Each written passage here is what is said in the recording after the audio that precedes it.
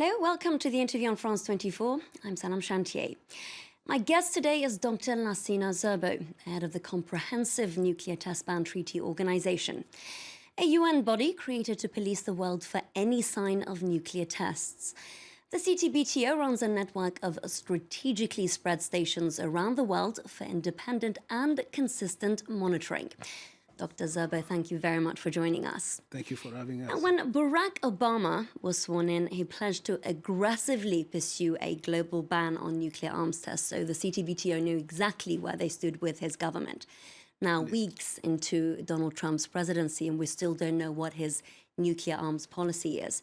What is the CTBTO's approach to working with his administration?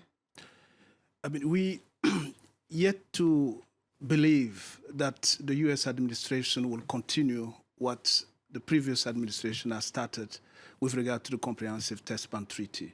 It is my hope that with a non-partisan policy that the U.S. has had with the international monitoring system and the Comprehensive Test Ban Treaty, that we can continue hoping for the best.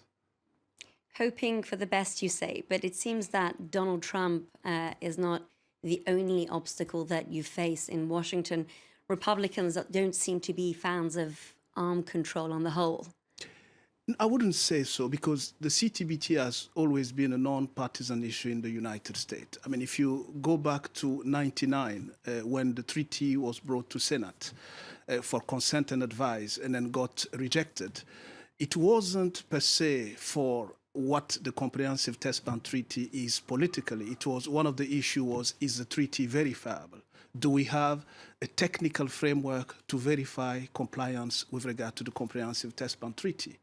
But where it was in 1999, it's completely different today. 20 years later, we have 90% of the international monitoring system in place. We've proven our worth by showing that we are indeed a complement to the national technical means of all the countries, including the nuclear weapon possessors. So you're not afraid that the CTBTO with the current administration will lose its support even for both ratification and the substantial funds that it's been receiving from the US? Afraid is probably a strong word here. I would bet on the consistency that an administration, be it the United States or France or UK, would have with regard to global policies like the Comprehensive Test Ban Treaty. Now let's move to North Korea, the only country to have actually tested nuclear weapons in the 21st century. That's 5 to date. Now you've called for a different approach to Pyongyang, diplomacy, the same approach that was adopted with the Iranians. Do you really think it's realistic to say that Pyongyang will actually come to the negotiating table?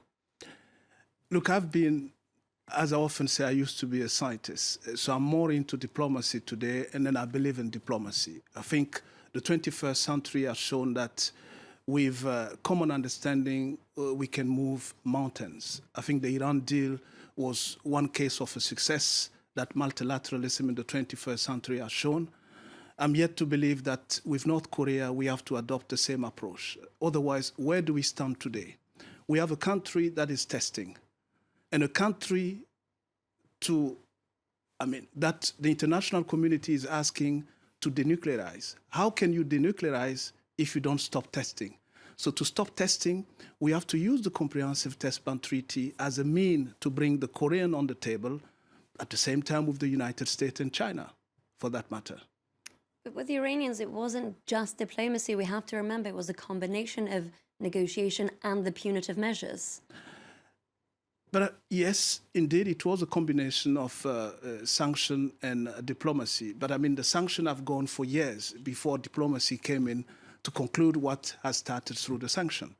But with North Korea, we don't have time to go long and long into sanction before we stop testing and before we stop them from being a weapon country. So there is an urgency in North Korea. And the urgency dictates to the international community that they sit around the table, they find fresh ways of discussing with North Korea and stopping testing as a first step towards denuclearization. And this is what I'm advocating. I want to talk about the elephant in the room, China, North Korea's biggest trading partner, the one country that actually has leverage over Kim Jong-un's regime. They don't seem to be doing anything to try and prevent them from these nuclear tests. Why isn't the international community doing more to put more pressure on Beijing? Saying that Beijing is not doing anything is probably going too far. I would step in by saying that Beijing has joined, the unanimous condemnation of the North Korean activity with regard to developing nuclear weapon and doing nuclear testing.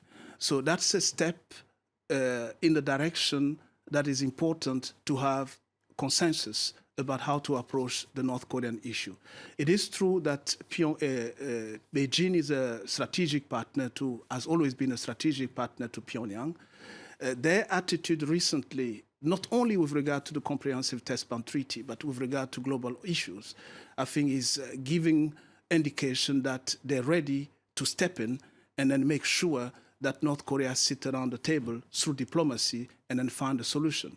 But as Beijing is ready to do, others should step in too. And I think discussion is mainly about Beijing and the United States taking leadership on this issue.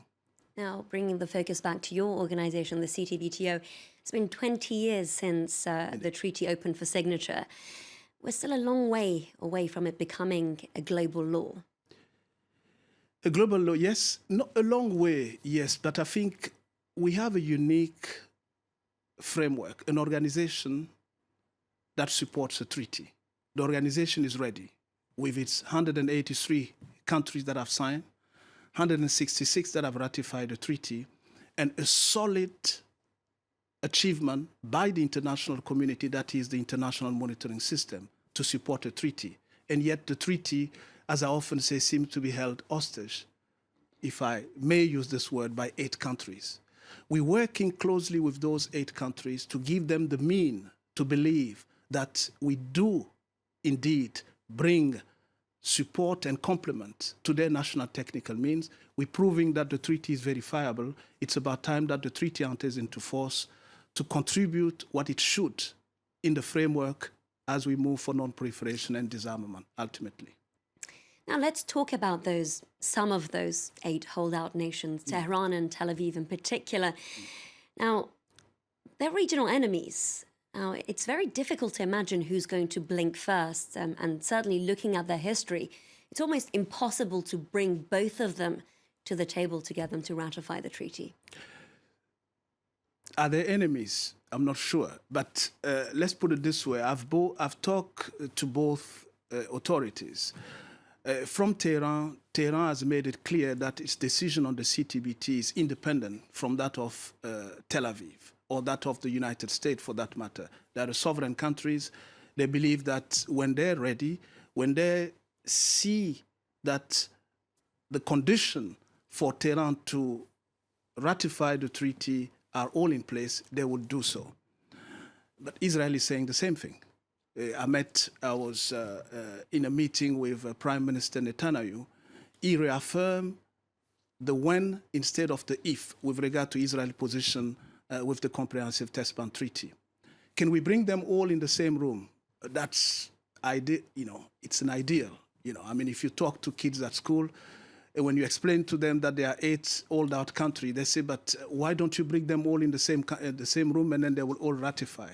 So we're yet to achieve this. But are we working with both countries to creating the condition for them to adhere to the CTBT fully?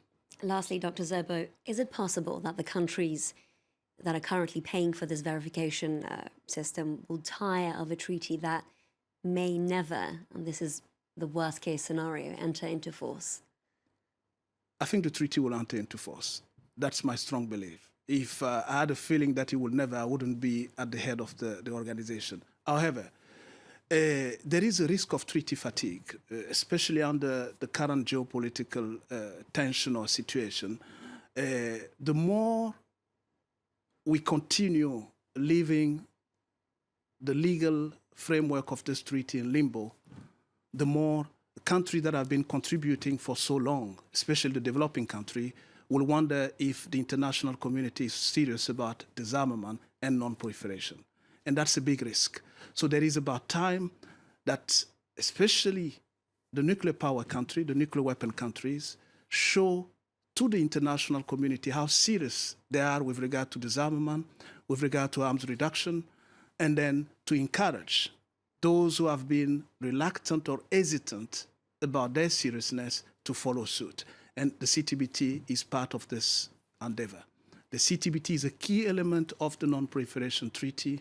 It's about time that we move for its entry into force as a key step towards ultimately what the world is dreaming for, a world free of nuclear weapons. In your tenure, by any chance? That's a dream. Is it achievable?